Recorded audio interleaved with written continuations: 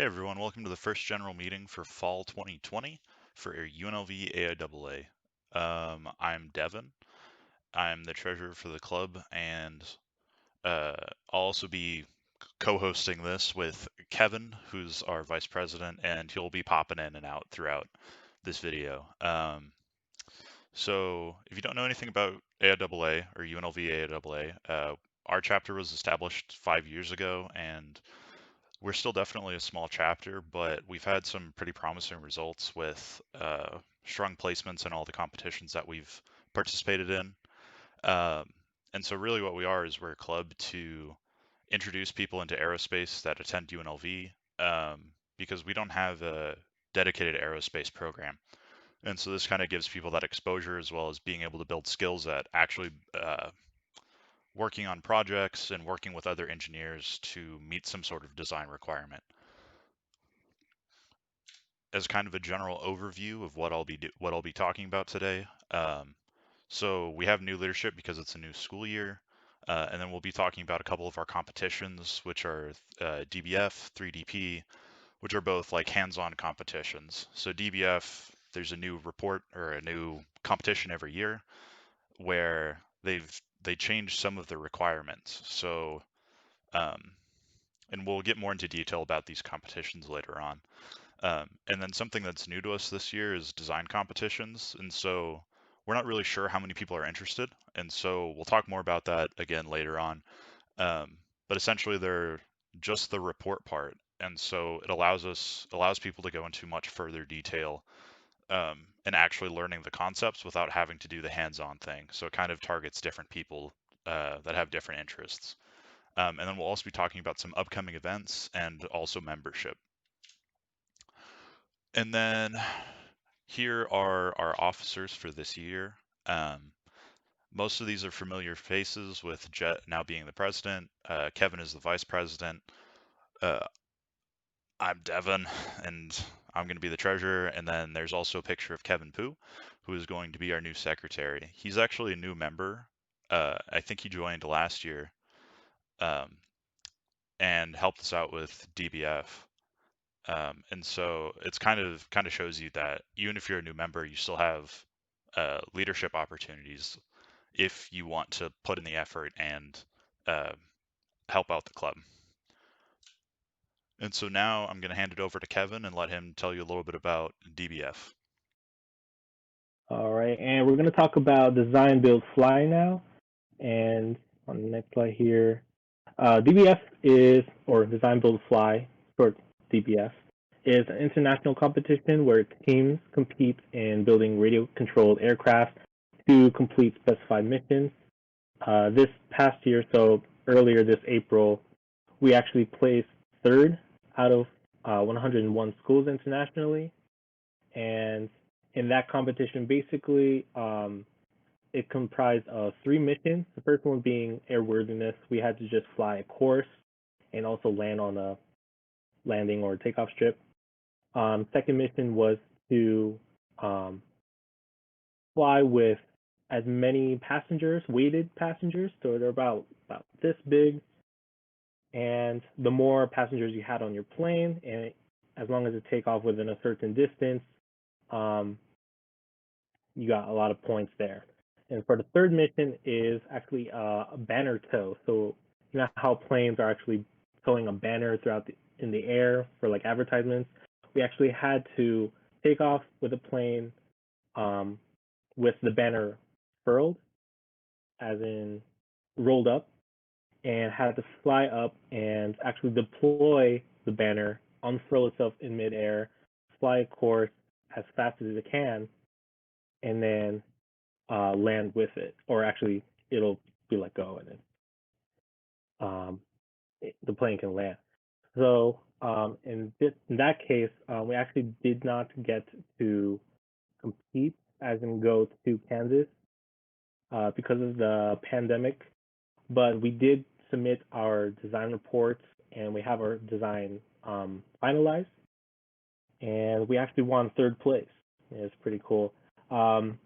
Throughout the semester, we are planning on completing the build just as a side project, but we are actually en route to work on the next DBF for 2021 here on the next slide. Let's see.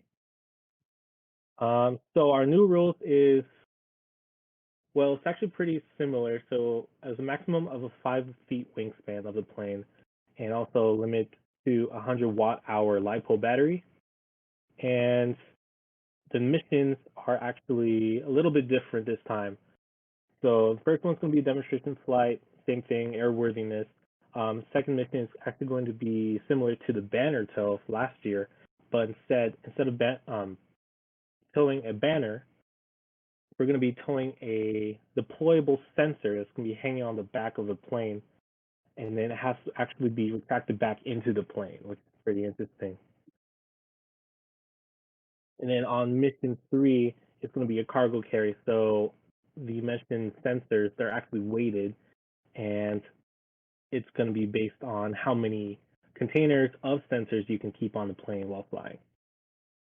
All right, and then on the next slide here, our virtual meetings. So we're going to have actual virtual meetings every Monday, starting next Monday at 5 p.m. on our Discord.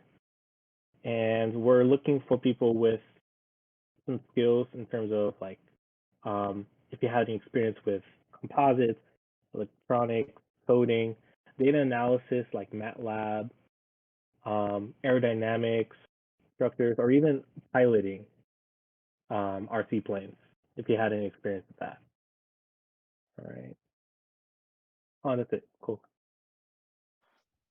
All right. Thank you, Kevin, for talking about DBF. So I'm going to go ahead and introduce 3DP, which is a 3D printed aircraft. And so this is from 2 years ago, is the picture here where I forget the name of the team, but essentially they made a quadcopter that would fly up in the air, and then after 5 seconds it would drop and it would spin down because of the forces created by the blades. But there's two different categories, and so one of them is fixed wing, which is more like your traditional plane that you'd see, and the other one's rotary wing, which is more of like the quadcopter. Um, and then there's two different awards, which are longest flight time and most innovative design. And in the years that we've actually attended, we've won innovative design for both teams, and then I don't remember the exact ones that we've won for longest flight time, but we've always been at the top. A couple of the years we actually got disqualified because we flew above the height limit, which is kind of a stupid rule, but you know, it is the rule of the competition, so you have to agree with it. Um, and so this competition normally is like kind of a smaller project that we start up after DBF is mostly done. And so it's really a good opportunity to get engaged in the club and really make like close connections with people. Because of the smaller team, you're able to make um, much bigger contributions to the team, and actually like you end up feeling a lot more involved. And so meetings will begin after April 19th. And then here's some other pictures where you see some of our designs. In the bottom right is the Prandtl wing. So this was our first year competing it, and we based it off of a design from NASA that was essentially the most. It's supposed to be one of the best gliding shapes that you could have in an aircraft.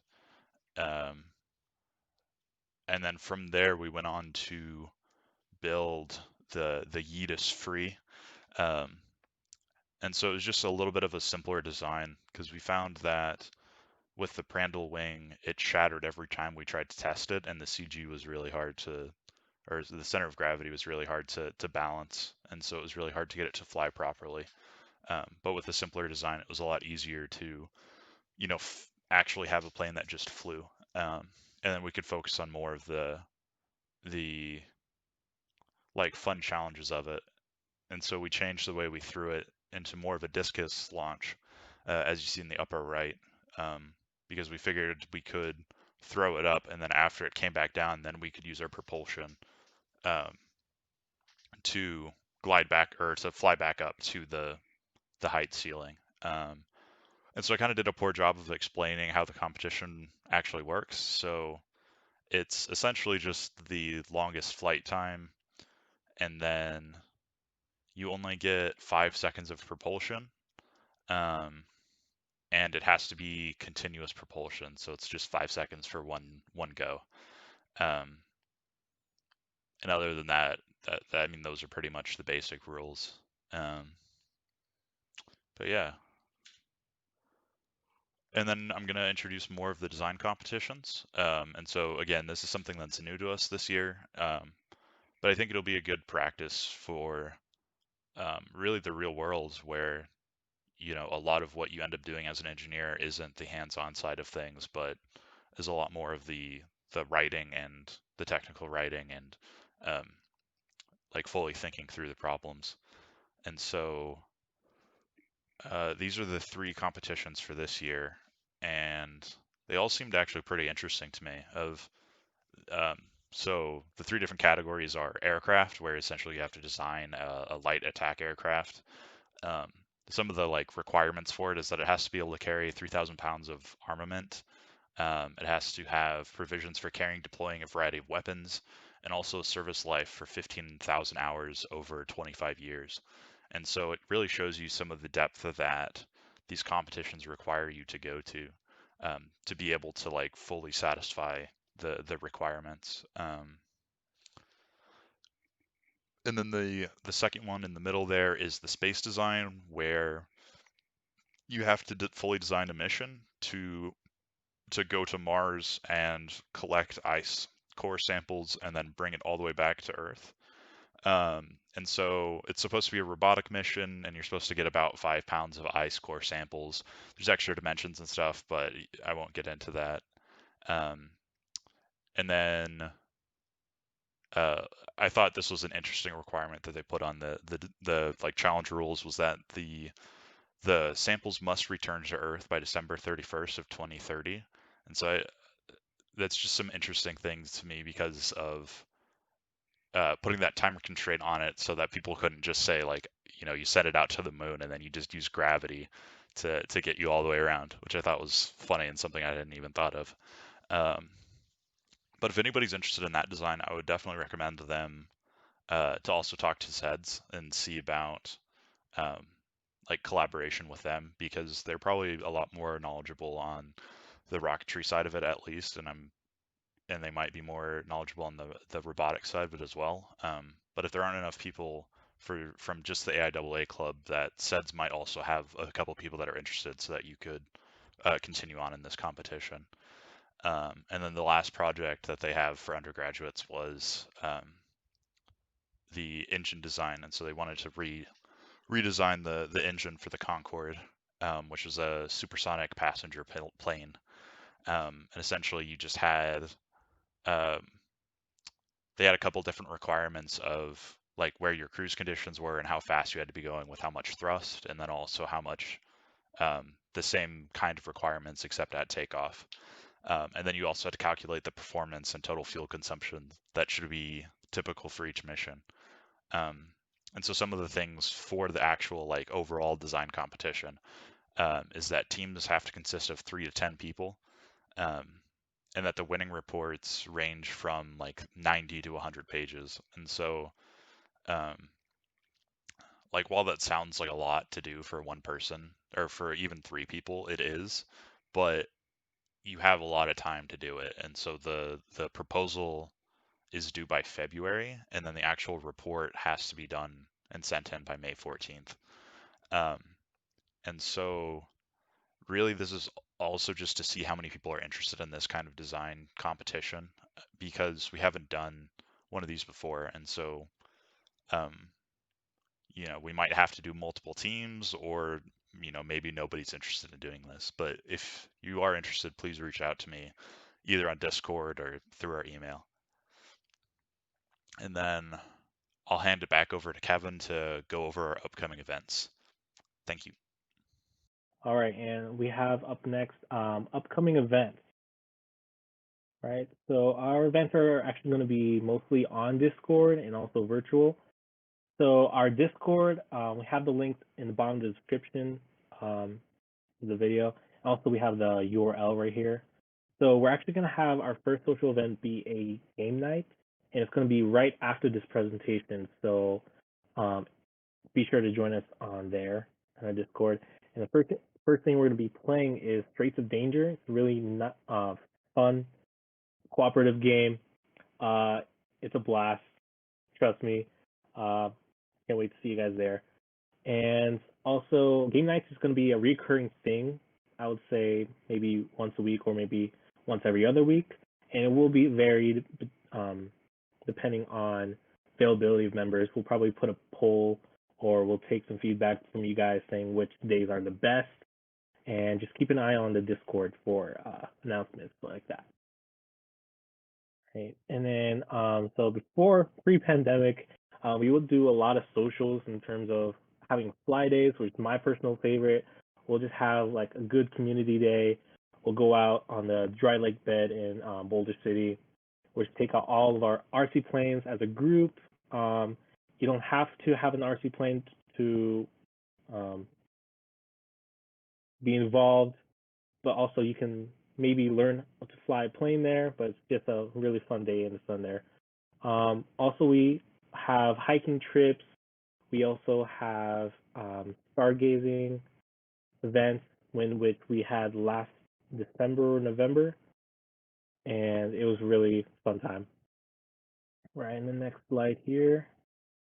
All right, so for conferences, again, because of the pandemic, we're actually going to have virtual conferences, and conferences are actually a really good learning opportunity and also networking opportunity for students of any and all backgrounds in aviation.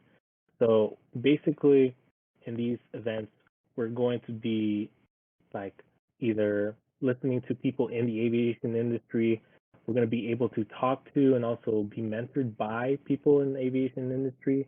And it's just a really good opportunity to make those connections and actually, maybe score an internship or get an actual job. And so these are some of our conferences that are coming up. Ascend, which is going to be in November 2020, 16th to the 18th there. Registration fee is going to be $125. SciTech, which is the big one that we try to send some of our people there, it's going to be in 2021, January 11th to the 15th. That's also going to be virtual, and that registration fee is going to be $65. And also aviation later on next year. And also, I wanted to note that conferences are not required, but we highly recommend it. And then on the next slide here, just a couple of pictures of our conferences throughout the past years there, right? And on the next one.